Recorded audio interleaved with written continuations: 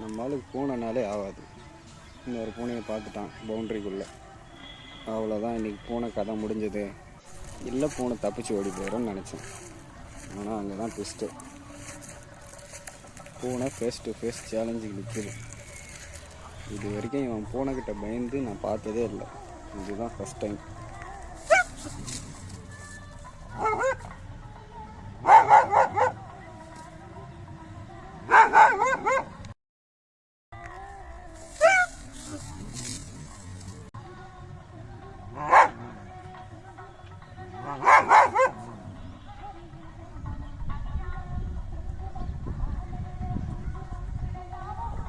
மாசாக ஒரு மிரட்டலை போட்டுட்டு கூலாக நடந்து போகுது.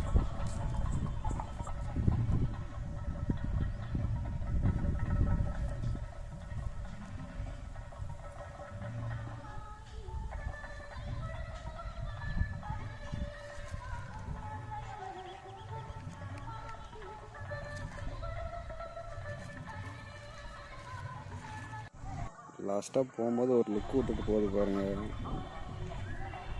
நீங்களாம் சின்ன பயடா எனக்குன்ற மாதிரி பார்த்துட்டு போகுது.